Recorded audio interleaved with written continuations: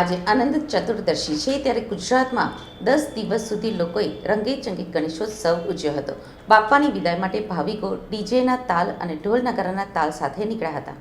સુરતના ભાગળ ખાતે ગણેશ વિસર્જનનો માહોલ જામ્યો છે. મોટી સંખ્યામાં સુરતીઓ ભાગળ ખાતે ઉમટી પડ્યા છે. 20 ફૂટથી ઊંચી હાઇટ ધરાવતી પ્રતિમાઓ આગળથી પસાર થઈ રહી છે. ચુસ્ત પોલીસ બંદોબસ્ત વચ્ચે વિસર્જન કરવામાં આવી રહ્યું છે.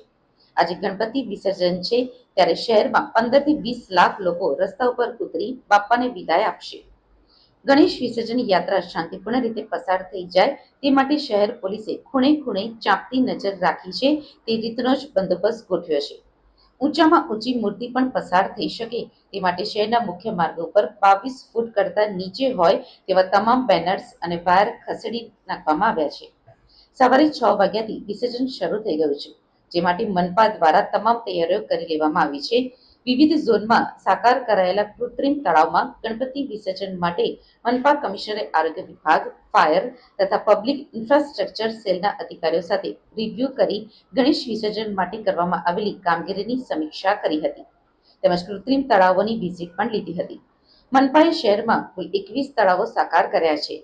તમામ તળાવો ઉપર 4 કુલ 84 કેમેરા લગાવવામાં આવ્યા છે. ગણેશ વિસર્જનના તમામ રૂટ ઉપર કુલ 130 કેમેરા લગાડવામાં આવ્યા છે, જેનું મોનિટરિંગ પોલીસ કમિશનર કચેરી તથા સુરત મહાનગરપાલિકાના ICCC કંટ્રોલ રૂમથી કરાશે. શહેરના 200 જેટલા રૂટો ઉપર 2000 થી વધારે સીસીટીવી કેમેરા તૈનાત કરવામાં આવ્યા છે. કંટ્રોલ રૂમમાં તમામ રસ્તાઓ માટે વધારાની ટીવી સ્ક્રીનો લગાડવામાં આવી છે.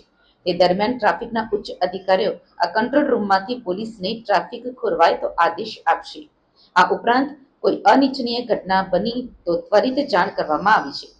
સંવેદનશીલ વિસ્તારોમાં ખૂણે ખૂણે સીસીટીવી કેમેરા ભાડેથી લઈને લગાડવામાં આવ્યા છે.